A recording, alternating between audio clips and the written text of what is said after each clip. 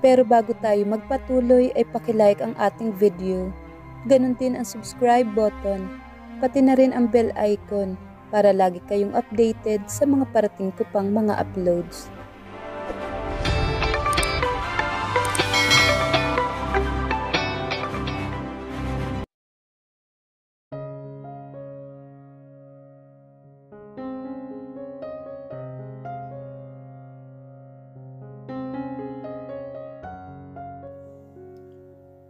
Si Albert ay tumuloy na sa mansyon matapos paiyakin lang si Almira.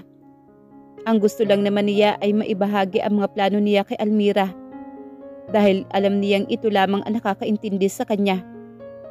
Pero hindi niya inaasahan ang reaksyon nito. Kung sa bagay, kahit naman siya ay nasasaktan sa balak na pag-alis, inalala niya ang dahilan kung bakit umabot siya sa ganoong desisyon. Matanda na ang papa mo, Rafael. Sino nga asahan niya sa bukid kung sa Maynila ka magtatrabaho? Pero mama, gusto kong subukan na magkatrabaho sa kumpanya ng mga alak. Gusto kong maging katulad ni Brandon Aguas na matagumpay ngayon. At paano ang hasyenda? Pamamanahan ka na ni Carlos dahil legal ka ng Sullivan. Dapat ay suklian mo ng kabutihan ang ginagawa niya para sa'yo. Hindi ko naman nakakalimutan yun, ma. Pag-isipan mong mabuti ang desisyon mong yan, Rafael. Alam niyo namang pangarap ko noon pa rin na alam rin naman ni Papa yun. Uunahin mo ba ang sarili mong kaligayahan bago ang kapakanan ng Papa mo? Gusto niya nang magretiro, Rafael. Napabuntong hininga naman si Albert habang inaalala ang pag-uusap ni Rafael at ang mama nito. Kung aalis si Rafael sa asyenda para sa Manila magtrabaho, ay uunahan na niya ito. Tutal wala namang balak ang papa niya na ipagkatiwala sa kanya ang hasyenda. Ipapakita niya kay Rafael ngayon na kaya niyang makuha, hindi nito na kayang abutin. Muling sumagi sa isipan niya si Almira. Mahal niya ang kababata pero may mga bagay siyang dapat unahin sa ngayon. Mga bata pa naman sila, makakapaghintay pa ang pag-ibig. Babalik siya kapag naagaw na niya kay Rafael lahat ng pangarap nito. Lahat ng babaeng nababalitaan niya nagugustuhan ni Rafael sa eskwelahan ay inaagaw niya ang atensyon. Mas lalo siyang naiinis dahil parang wala lang naman iyon kay Rafael. Hanga siya sa katatagan ng pasensya nito sa lahat ng pagpropvoke niya rito. Ngayon ay makikita niya kung magtitimpo pa ba ito kapag ang plano nitong pag-alis ang aagawin niya. 1 taon na lang at gagraduate na si Rafael sa kolehiyo. Uunahan na niya itong umalis kaysa siya ang maiwan sa asyenda. Tiyak naman niya na susuportahan siya sa pinansyal ng papa niya. Kinabukasan ay maaga niyang sinundo si Almira sa bahay nito. Kay Rafael na lang ako sasabay. Sigurado ka ba dyan? Tumaas ang inis niya para kay Rafael. Pati ba naman si Almira? Aagawin nito ang atensyon. Kesa naman masanay ako na nandyan ka tapos. Hindi niya pinatapos ang sasabihin ni Almira dahil hinalikan na niya kaagad ito sa mga labi nito. Nagulat naman ang kababata pero tumugo naman sa halik niya kaya't nagpatuloy siya sa pagsalakay sa mga labi nito. Tiyak na sasampalin siya na malo kapag nalaman nitong may kahalikan siyang ibang babae. Pero iba ang hatid na siya sa puso niya sa mga halik ni Almira. Gusto niyang matunaw, gusto niyang isiksik na lang ang ulo sa leeg nito. At doon mahimlay hanggang mapawi ang galit sa puso niya. Albert, malilate na tayo. Bumitiw naman si Almira pagkatapos. Muli niya itong niyakap at ipinulupot ang kamay nito sa baywang nito. You are the most important woman in my life. Huwag mong kalilimutan yun, Almira. Kahit nasa Maynila na ako, babalikan kita dito. Maraming magaganda sa Maynila, Albert. Ano naman? Pagtapos natin sa college, pwede ka nang sumama sa akin. Hihintayin kita doon. Bubuo tayo ng sarili nating mundo. Hindi man naiintindihan ni Almira ang sinasabi niya, ay agad itong tumango sa kanya. Magkasabay silang pumasok sa university. Magkahawak pa ang mga kamay nila nang maglakad sila sa university. Makikipag-break na siya kay Malo para gawing formal ang relasyon nila ni Almira. Pero kailangan manatiling lihim kung anuman ang namamagitan sa kanila. dahil natiyak na pati iyon ay aagawin ni Rafael sa kanya. Sa buong semestre ay magkasama sila ni Almira. Kapag pumupunta ito sa bahay nila at kaharap si Rafael, ay nagpapanggap silang magkaibigan. Gusto ni Almira na magkaayos din silang magkapatid, pero hindi pa niya kayang ibaba ang pride niya. Nang matapos naman ang semestre, ay oras na para magpaalam sa lihim na kasintahan.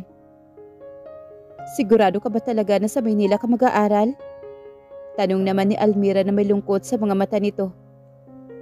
Oo, kasama ko si Justine. Doon kami sa bahay nila sa Quezon City tutuloy. Buti na lang nandyan pa si Rafael para hindi naman ako malungkot. Hindi siya sumagot pero naninigbog ho ang puso niya sa kaalamang maiiwanan niya si Almira kay Rafael. Pero nakapag-enroll na siya ng buo na rin ang loob niya. Hindi niya gustong si Rafael ang magpunta sa Maynila para matupad ang pangarap nito. Mas gusto niya maburo si Rafael sa hasyenda hanggang pagsisihan nito na nagpaampon ito sa papa niya. Sa araw ng paghatid sa kanya ng papa niya sa Maynila, ay nakita niya ang pagluha nito. Gusto niyang itanong kung para ba yun sa kanya. Akala niya ay nakalimutan na nito na siya ang tunay na anak nito. Mag-iingat ka dun anak, at tuparin mo ang mga pangarap mo. Madamdaman nitong wika na nakahawak sa balikat niya. Huwag mo kaming kakalimutan dito. Lagi ka sanang dadalaw sa hasyenda.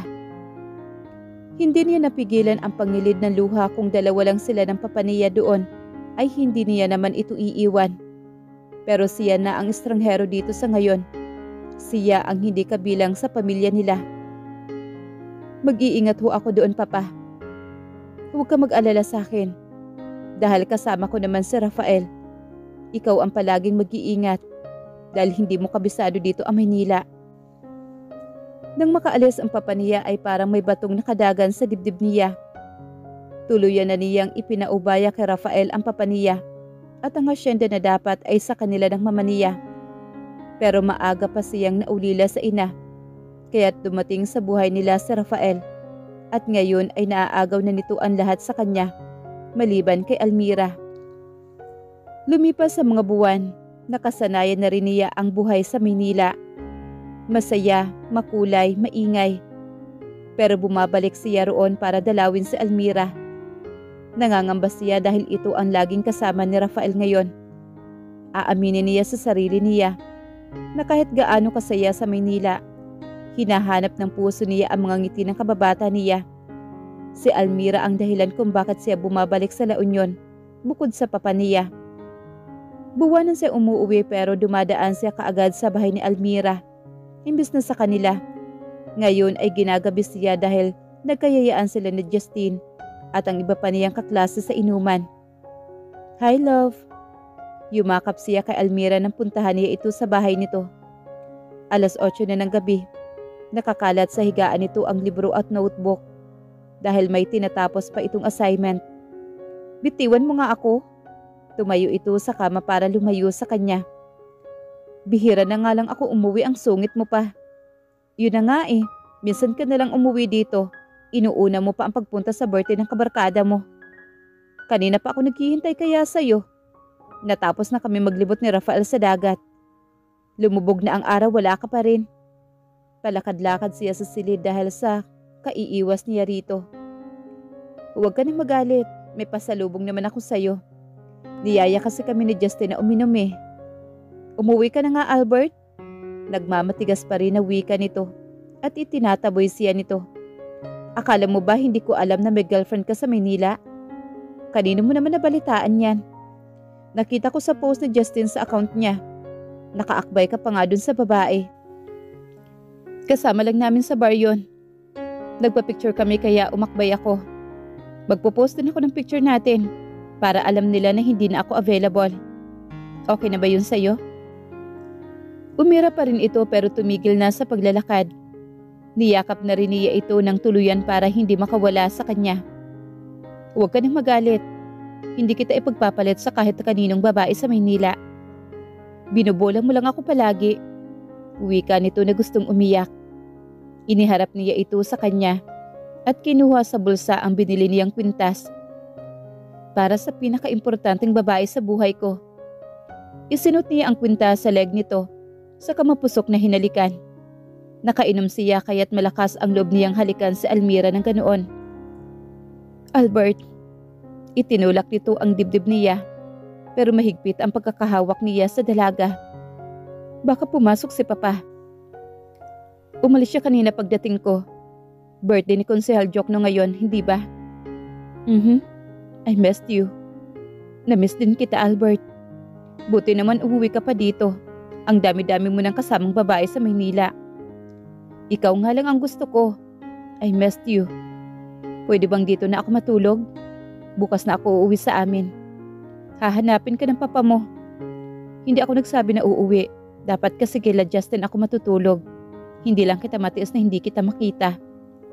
Makikita nila ang sasakyan mo. Gamit ni Justin ang sasakyan ko. Nagpahatid lang ako dito. Nandun pa nga yung gamit ko sa kanila. Kasi bukas ko pabalak umuwi sa bahay. Sigurado ka? Baka abutan ka ni Papa. Sige, madaling araw na lang ako uuwi sa amin. I really want to spend the night with you. Natatakot ako, Albert. Itinakip niya ang isang daliri sa labi nito para pigilan sa anumang sasabihin. Nagiinit ang pakiramdam niya sa babaeng nasa harapan niya ngayon. Nakasando lang ito at bakat pa ang malusog nitong dibdib na tila inaakit siya. Maraming magaganda sa Maynila pero iba ang damdaming hatid sa kanya ni Almira sa buong kalamnan niya. Pagkakatiwalaan mo ba ako, Almira? Tanong niya nang itaas ang kamay at paglandasin sa leeg nito. Hindi sumagot si Almira pero hindi inalis ang kamay niya. Ipinaikot niya ang isang braso sa baywang nito sa kamapusok na hinalikan. Hindi na mapigilan ni Almira si Albert nang hapitin nito ang katawan niya at salakayin ang mga labi niya. Mahal niya ang binata at nagsiselos siya sa mga babaeng kasama nito sa mga pictures nito sa social media. Nahiga na siya sa kama at nakataas na ang blouse niya dahil nakapasok na doon ang kamay ni Albert. May takot siyang nararamdaman pero naroroon din ang pananabik at sarap na dulot ng pagkakadikit ng kanilang katawan. Nalalasahan na din niya sa ang alak sa bibig ni Albert na nagdudulot pa ng kakaibang pakiramdam na hindi niya maipaliwanag. Albert, you're so beautiful, Almira. Hinubad ni Albert ang pangitaas na damit sa kamuling bumaba ang mga labis sa leeg niya. Nadarang na siya sa pagsalakay ng kamay nito na inalis ang hook ng bra niya. Nang damhin ng binata ang dibdib niya ay magkahalong hiya at kiliti ang nararamdaman niya. Halos hindi lumabas sa bibig niya ang protesta ng angkinin ni Albert ang tuktok na kanyang dibdib. Hindi kita sasaktan. Paanas na sagot naman ni Albert. Para naman siyang nahipnotismo na tumango rito. Bumaba ang kamay nito sa shorts niya at dinama ang nasa pagitan ng hita niya. Kailangan mo nang umuwi sa inyo. Baka abutan ka dito ni Papa. Can I stay a little bit longer? I'm exhausted. Mahina nitong sagot habang nakapikit. Iniyakap nitong isang braso sa baywang niya. Maglilinis pa ako. Please, Albert. Pagagalitan ako ni Papa kapag nabuko tayo. Tumayo siya at nagtungo sa banyo para linisan ang sarili. May bakas pa ng dugo sa hita niya. Ngayon niya gustong pagsisihan ang nangyari dahil wala naman silang malinaw na relasyon. Paglabas niya sa banyo ay nakabihis na rin si Albert. Isang halik ang ibinigay nito bago nagpaalam. Nang makalabas ito sa pintuan ay para siyang tulala. Wala itong ibang salitang binitawan kung hindi ang mag-ingat ka palagi. Nilinis niya ang kwarto para maalis ang bakas ng pagsisinungaling niya sa papa niya. Nagkunwari na rin siya natutulog na marinig niya ang kotse na dumating. Pero madaling araw na siyang nakatulog. Dahil sa nangyari sa kanila, kabilin-bilina ng papa niya na huwag magbo-boyfriend hanggat hindi pa siya nakakapagtapos ng pag-aaral. Mabuti na lang dahil wala rin ang papa niya pagising niya sa umaga. Abala na sa bukid kapag anihan ng palay. Tanghali naman ang pasok niya at si Rafael ang naghahatid sa kanya sa university. Kahit wala itong pasok, hindi niya alam kung paano itatago ang bakas sa liig niya na sana hindi nito mapansin. Nagulat siya pagdating nito ay hinahanap nito si Albert sa bahay nila. Nagpunta dito kagabi pero umalis din. Iniiwas niya ang mga mata dahil nagigilty siya sa ginawa nila ni Albert ngayon. Wala ba sa inyo? Dumating kagabi pero nagtalo sila ni Papa. Pagising namin kanina wala na siya sa silid niya. Wala na siyang ginawa kung hindi ang magbigay ng sakit ng ulo kay Papa. Ano naman ang pinagtatalunan nila? Nag-withdraw siya ng 200,000 without telling us. Ni hindi alam ni Papa kung saan ginamit ang pera. 200,000? Oo. At nagpunta siya ng Hong Kong na may kasamang babae. Baka doon niya ginastos ang pera. Hindi ba niya alam na magkandakukuba na kami dito sa pagtatrabaho? Hindi niya inintindi ang sentimento naman ni Rafael. Dahil ang tumatakbo sa isip niya ay ang pagdadala ni Albert ng ibang babae sa Hong Kong. Nagdala si Albert ng babae sa Hong Kong? Kaagad gumuhit ang sakit sa kanyang dibdib. Yes, kaibigan niya mismo ang nagsabi sa amin. Ihatid muna kita sa school. Saka ko pupuntahan si Justin. Baka doon siya ngayon tumuloy. E di kay Justin muna tayo magpunta, maaga pa naman.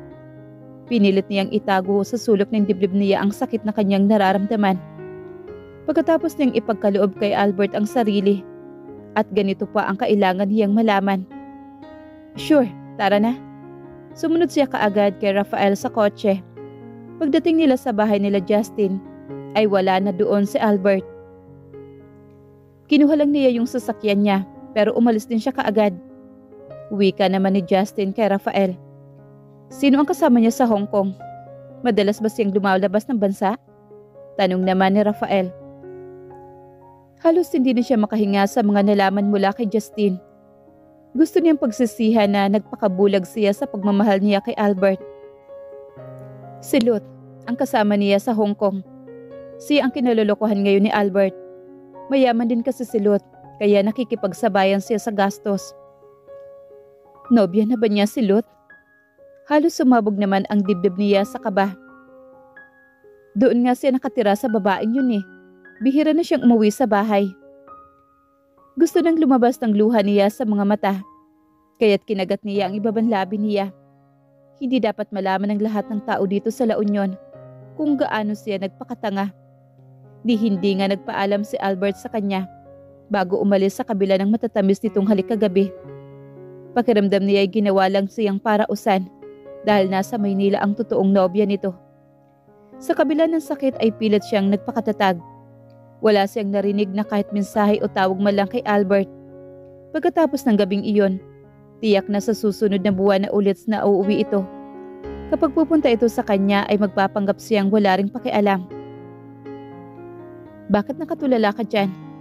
Napalingo naman siya kay Rafael na umupo sa tabi niya sa veranda. May mga iniisip lang ako. Huwag mong isipin yon, mahal ka nun. Biro nito. Isang tipid ng ngiti naman ang pinakawalan niya. Malapit ng bakasyon, pupunta muna ako sa Amerika. Gusto mong samahan kita? Ha? Bakit ka sasama? Hindi ka papayagan ni Uncle, no? Wala siyang katulong dito sa bukid. 1 linggo lang naman tayo doon, nang makaalis naman ako dito sa La Union minsan. Sigurado ka ba, Rafael? Hindi niya gustong makita ni Rafael ang pagtrato ng mama niya kapag dumadalaw siya roon. Pero pakiramdam niya ngayon ay kailangan niya ng karamay. Sige, sure ka ba dyan talaga? Oo nga, lagi namang nakahanda ang passport namin ni Albert, hindi ba? Nakapunta na nga kami sa US nila, mama. Pilit niyang iwinawaksi sa isipan niya si Albert, kaya kahit pangalan nito ay ayaw niyang marinig. Pupunta ka ba sa bukid niyo? Sama ako. Sige, tara, nandun sila papa. Mamamasyal na rin tayo sa dagat. Mamaya baka gusto mong magtampisaw doon. Sumama siya kay Rafael para mapawi ang lungkot at sakit sa kanyang dibdib. Wala naman kasi siyang ibang malalapitan na kaibigan kung hindi ang dalawa. May mga kaibigan din naman siya sa university. Pero malayo sila sa kabihasnan. Kailangan pa niyang lumuwas ng baryo bago pa makahanap ng dadamay na pinagdadaanan niya sa ngayon. Doon nagsimulang ibaling ang atensyon niya kay Rafael. Kung dati ay hinahatid lang siya sa school at sinusundo nito, ngayon ay lagi na silang magkasama, pati sa campus at sa bukid. Tapos magdilibot sila. Nang bumalik naman si Albert pagkatapos ng 1 buwan, si Rafael na nakahawak sa kamay niya. Hindi na sila nag-usap pa ni Albert. dahil siya na ang umiiwas dito. Tapos na ang pagpapakatanga niya rito. May sorpresa ako sa'yo. Bumulong si Rafael isang araw sa kanya habang gumagawa siya ng assignment. Ano? Sumama ka muna sa akin. Ano nga muna yon? Hinawakan naman ni Rafael ang kamay niya at iginiya siya nito sa kotse. Sumama siya sa Hacienda Sullivan. Nang walang idea kung ano ang sorpresa na itinutukoy nito, dinala siya nito sa tabing dagat kung saan may mahabang pantalan, katulad na nakikita niya sa mga pelikula. Suhestyon niya lang kay Rafael iyon dahil gusto niyang lumakad sa malalim na parte ng dagat kung saan makikita ang ilalim ng tubig. Ang ganda! Umakbay na si Rafael sa kanya habang nilalakad nila ang pantalan. Dapit hapon na at tamang-tama na mapapanood nila ang paglubog ng araw. Pagdating sa dulo ay yumakap si Rafael sa likod niya nang hindi niya inaasahan. Rafael, malapit na akong graduate, Almira. Hindi naman ako aalis dito. At balang araw magkakaroon ako ng pamilya. Gusto kong ikaw ang maging ina ng mga anak ko kung mamarapatin mo. Hindi ako karapat-dapat sa pagmamahal mo, Rafael. Ikaw lang ang babaeng pinaglaanan ko ng atensyon. Aalagaan kita at hindi kita iiwan. Hindi rin kita sasaktan. Nang bumaba ang mga labi nito ay hindi siya tumanggi. May damdamin naman siyang inilaan kay Rafael. Hindi man kasing lalim ng pagmamahal niya kay Albert. At least hindi siya nito sasaktan. Pero may bagay siyang kailangan ipagtapat dito. I love you. Bulong nito pagkatapos ng halik.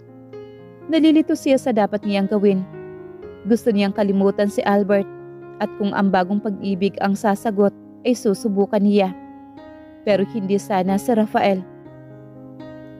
May naging boyfriend na ako, Rafael. Kung malalaman ni Rafael ang totoo at tatalikuran siya, ay maiintindihan niya ito.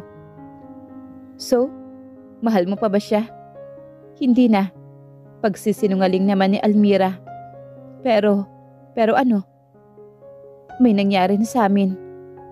Sandaling katahimikan ang namayani bago nito itinaas ang mukha sa kanya. Hindi na yun mahalaga. Nagkamali ka. Nagkamali na rin naman ako sa iba. Ang mahalaga ay ang ngayon. Tatanggapin mo ba ako sa puso mo? Gusto niyang umiyak sa kabaitan ni Rafael. Malayong malayo nga ang magkapatid sa napakaraming bagay, lalo na sa paninindigan. Isang marahang tango naman ang pinakawalan niya. Kung matatanggap mo pa ako sa kabila ng... Muling lumapat ang mga labi ni Rafael sa labi niya para putulin ang anumang sasabihin niya. Ikinawit niya ang mga kamay sa leg nito sa kagumanti sa kung paanong paraan siya tinuturuan ni Albert noon. Naramdaman niya ang pag-iinit ng katawan ni Rafael. Pero maliban sa halik at yakap, pagkatapos ay wala na itong ibang ginawa sa kanya. Sabay nilang pinagmasdan ang pagpalubog ng araw na magkahawak ang kanilang mga kamay. Ipinikit ni Almira ang mga mata sa kahinayaang pinaglandas ang mga luha. Kung babalikan niya ang mga alaalang kasama niya si Albert, ay marami naman ang masaya. Pero marami rin ang malungkot. Marami silang pagkakamali. Hindi niya alam kung kaya niyang paniwalaan na minahal siya nito ng totoo. Kung naging kasintahan nito si Cassandra, tiyak niyang may iba pang babae na dumaan kay Albert sa panahon ng kasal sila. Panahon na ang makakapagsabi kung kaya pa ba nilang ayusin ang kasal o tuluyan na lang itong mawawalan ng bisa sa pamamagitan ng mga abogado nila. Sa ngayon ay mas pinipili niya muna ang maging isang ina.